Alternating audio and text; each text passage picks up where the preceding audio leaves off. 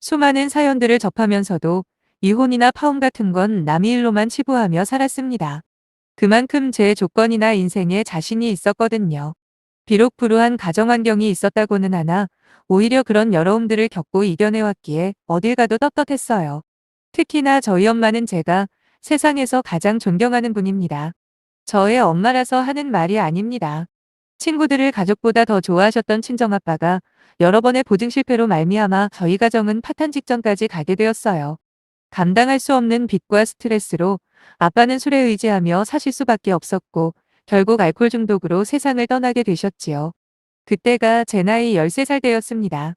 그때까지 전업주부로만 살아오셨던 엄마는 저 하나 책임지기 위해 외할머니 댁으로 들어가셨고 당시 시장에서 조그맣게 반찬 가게를 하시던 외할머니를 도와 장사를 시작하셨어요.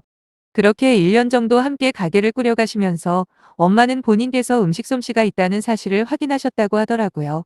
물론 아빠가 살아있을 때도 엄마가 해주는 음식이 맛있다며 늘상 칭찬을 해주시긴 했지만 손님들은 완벽한 타인 아닙니까? 아무래도 평가가 냉정할 수밖에 없지요. 처음에는 한두 팩씩 사가던 손님들이 대부분이었지만 나중에는 점점 반찬이 맛있다는 소문이 퍼져서 외국 지방으로 택배 주문까지 받게 되었대요. 그렇게 반찬 가게가 장사가 잘 될 무렵 외할머니마저도 지병으로 쓰러지시면서 저희 모녀의 인생에는 다시 한번 먹구름이 드리워졌죠. 외할머니는 쓰러지신 지 얼마 안 돼서 돌아가셨어요. 아빠가 돌아가셨을 때도 그렇게 많이 우는 엄마를 못 본 것 같네요. 하지만 자식 새끼가 뭔지 슬픔에 잠겨있을 겨를도 없던 엄마는 이제 또 어떻게 먹고 살아야 할지 고민에 빠졌습니다. 엄마 혼자서 그 많은 반찬을 다 할 수도 없는 노릇이고 그렇다고 남한테 맡기자니 믿을 수가 없다고 하시면서 차라리 한 가지 메뉴만 파는 식당을 하시겠다는 거예요. 저야 뭐 엄마가 하고 싶은 거 하는 게 제일 좋다는 생각으로 엄마의 식당 오픈에 찬성을 해드렸지요. 그리곤 얼마 후 엄마는 해장국집을 열었습니다. 매일 밤 더 맛있는 해장국을 끓이시기 위해 돼지뼈들과 씨름하는 엄마를 보면서 저 역시 열심히 공부를 했어요. 정말 운이 따라주려는지 엄마가 식당을 오픈하고 몇 개월 지나지도 않았는데 인근의 아파트 공사가 시작되더라고요. 공사장에서 일하시는 분들까지 더해지니 엄마가 만든 해장국은 정말 불티나게 팔리기 시작했습니다. 그래도 엄마에겐 나름 철칙이 있었어요. 항상 신선한 재료만 쓰시고 만약에 재료 공수에 문제가 있으면 아예 팔지를 않으셨죠. 거기다 공사장 인부들께서 술을 너무 많이 드시면 위험할 수도 있다면서 취했다 싶은 분들에겐 술도 안 파셨습니다. 거기다 영업시간은 늦어도 9시를 넘지 않으셨는데 그건 바로 저와 함께 시간을 보내기 위함이셨어요. 그렇게 한자리에서 나름대로의 규칙을 가지고 장사를 하시니 매출은 날이 갈수록 올라갔고 그러다 방송까지 타면서 분점을 내지 않겠냐는 연락까지 오더라고요. 가게를 시작하느라 집까지 반지하로 옮겼던 저와 엄마는 몇 년 후에 번듯한 아파트로까지 이사를 할 수 있었어요. 하지만 단지 돈을 많이 버신다는 이유만으로 제가 엄마를 세상에서 가장 존경한다고 말을 하는 건 아니에요. 그건 바로 엄마의 착한 심성 때문입니다. 특히나 어려운 이웃들을 그냥 지나치지 못하고 매달 정기적으로 미혼모나 한부모 가정들을 후원하고 계셨지요. 물론 처음에는 우수액으로 시작하셨지만 지금은 각 분점들 매출의 최소 10%는 꼭 기부금으로 지출하십니다. 하루는 제가 엄마한테 그렇게 고생해서 번 돈인데 얼굴도 모르는 사람들을 돕는 게 아깝지 않냐고 물어본 적이 있어요. 그랬더니 엄마는 그 누구보다 환한 미소를 보여주시며 죽을 때 돈을 사재머지고 깔 것도 아닌데 그럴 바엔 차라리 힘들게 사는 사람들을 도와주는 게 맞지 않겠냐 하시더군요. 그때 깨달았죠. 엄마는 저 같은 평범한 사람들과는 마음 씀씀이가 차원이 다르다는 걸 말이에요. 학창 시절부터 엄마가 저를 키워주시기 위해 밤낮으로 일하는 걸 잘 알았기에 저 역시 죽기 살기로 공부를 했습니다. 비록 다른 친구들처럼 고액과외를 받거나 유명 학원에서 살지는 못했지만 저한테 허락된 조건 내에서는 원 없이 노력했다고 생각해요. 덕분에 서울에 있는 명문대에 진학할 수 있었고요. 대학교를 입학했을 때 이미 저희는 경제적으로 어느 정도 여유가 있었지만 저는 제 용돈 정도는 스스로 벌어서 썼습니다. 엄마가 선행을 많이 하셨어인지는 모르겠지만 저는 대학 졸업과 동시에 누구나 부러워할 만한 대기업에 한 번에 합격을 했고 그 즈음에 엄마의 식당 사업도 나날이 커져 기존의 5개 분점에서 2개를 추가하셨지요. 그 중에 하나는 심지어 제가 다니는 회사 옆에 위치하고 있어요.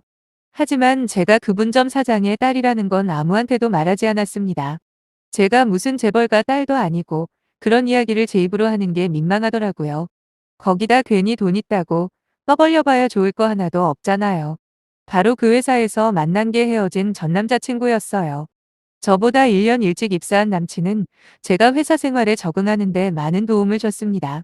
나중에 이야기를 들어보니 저를 처음 봤을 때부터 챙겨주고 싶고 관심이 가더랍니다. 저도 그런 남자친구에게 많은 의지를 하면서 짧은 시간 내에 저희는 금세 가까워졌죠. 하루의 대부분을 보내는 회사에서 계속 같이 붙어 있다 보니 오히려 연애 감정이 안 생기는 게 이상할 지경이었네요. 그렇게 사귄 지 2주년 기념일날 남자친구가 같이 살자는 청혼 아닌 청혼을 해왔고 저는 기쁜 마음으로 그러자 화답을 했습니다. 엄마는 이미 제가 만나는 사람이 있다는 것 정도는 알고 계셨지만 이렇게 빨리 결혼을 하게 될 줄은 몰랐다면서 처음에는 엄청 기뻐하셨어요.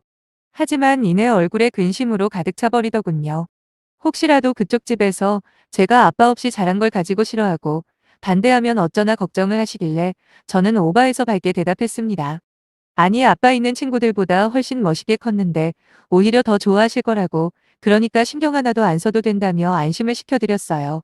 엄마는 조용히 제 손을 잡으시며 엄마는 우리 딸이 어디를 가던 사랑받았으면 좋겠다. 좋은 남자 만나서 시부모님한테도 사랑 듬뿍 받고 살아야 한다라며 당부를 하시는데 마음 한 곳이 찡해오더라고요.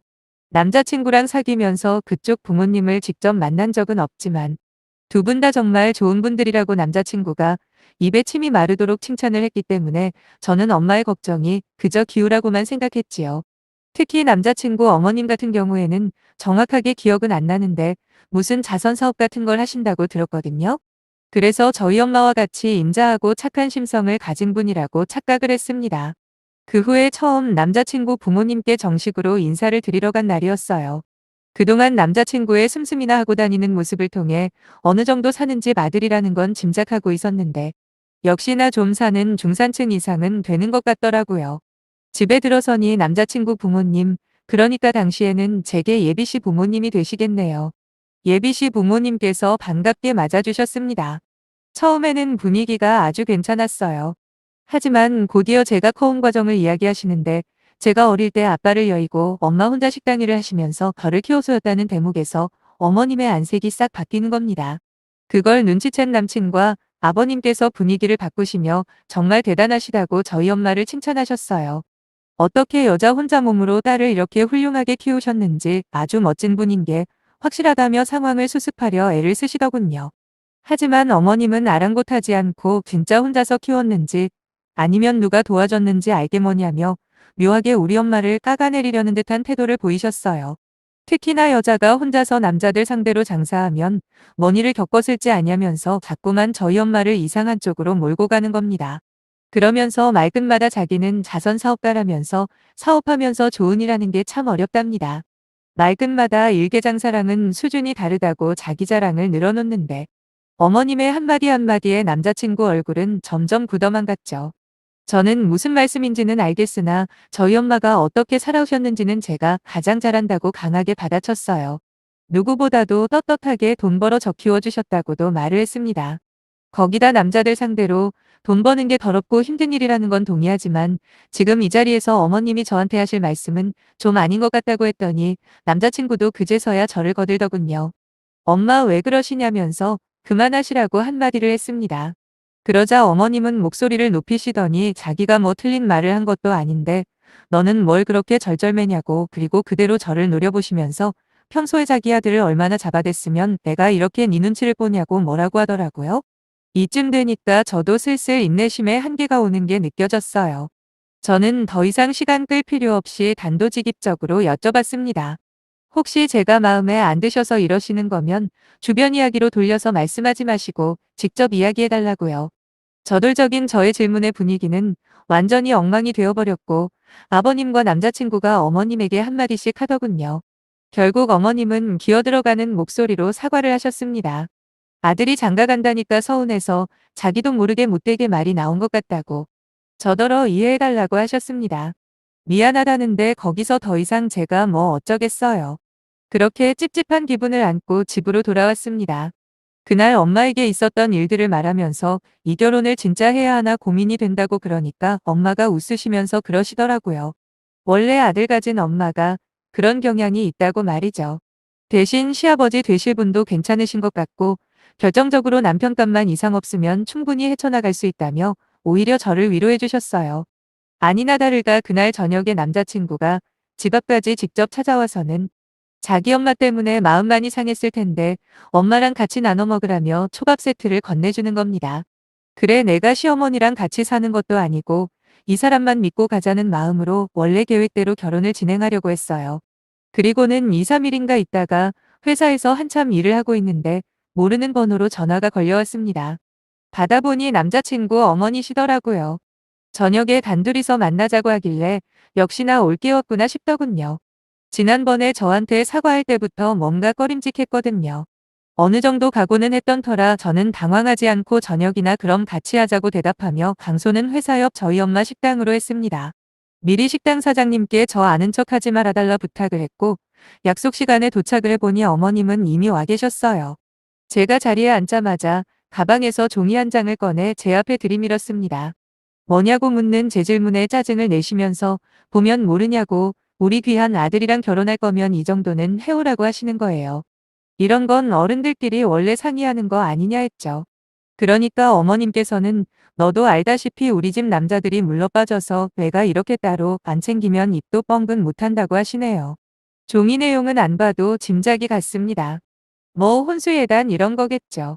저는 당장이라도 그냥 이 결혼 안 하고 말래요라고 하려다가 도대체 이 아줌마가 어디까지 하려는지 궁금하기도 하고 남자친구에게 자기 엄마가 어떤 사람인지는 알려야겠다 싶어서 알겠습니다 하고 종이를 챙겼죠.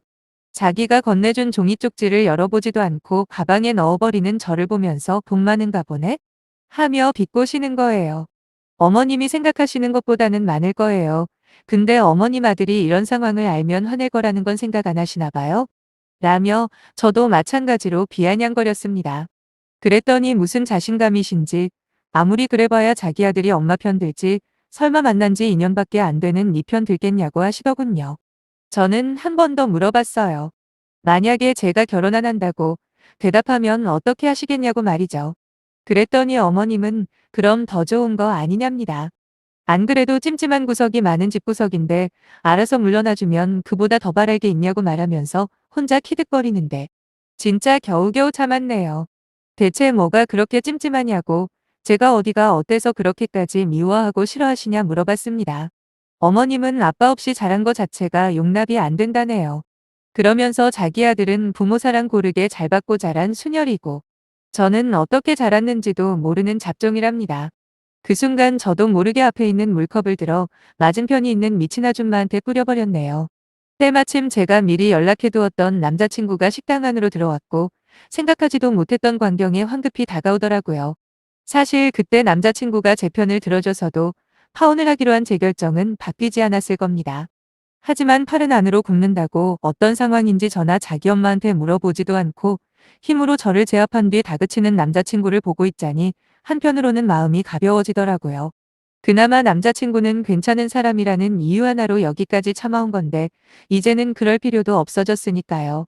멀리서 안절부절하고 있던 사장님과 눈이 마주친 저는 곧바로 도와달라 요청을 했고 그제서야 사장님과 직원분들이 와서 남자친구를 저에게서 떼어내줬습니다.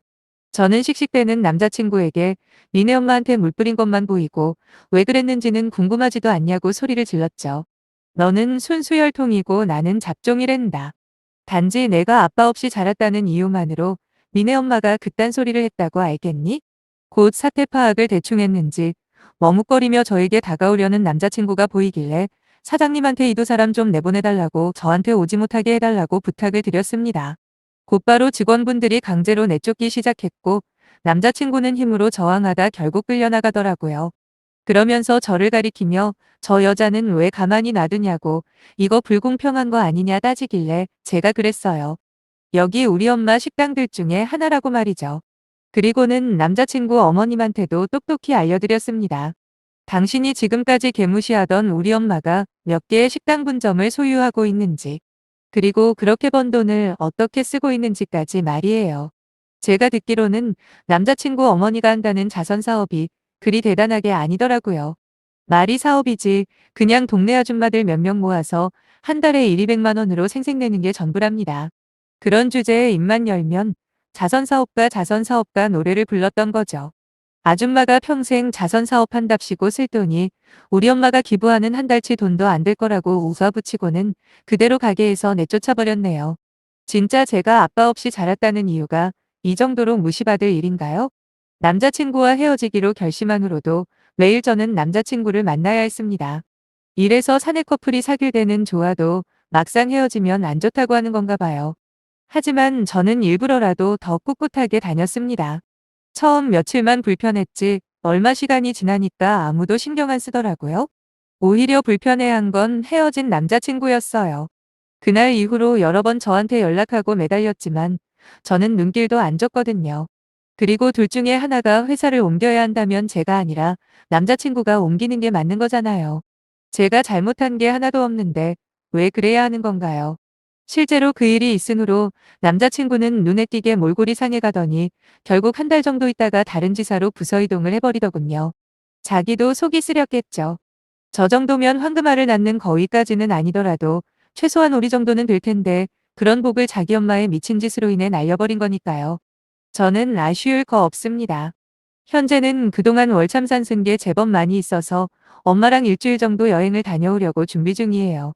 진심으로 저의 모든 것을 이해하고 품어줄 수 있는 상대를 만났다고 생각했는데 어쩌다 일이 이렇게 된 건지 모르겠네요. 하지만 희망의 끈은 놓지 않으려고요. 이 세상 어딘가에는 저를 있는 그대로 받아들여주는 멋진 남편과 시부모님이 계시겠죠? 힘껏 응원해 주시면 정말 감사하겠습니다.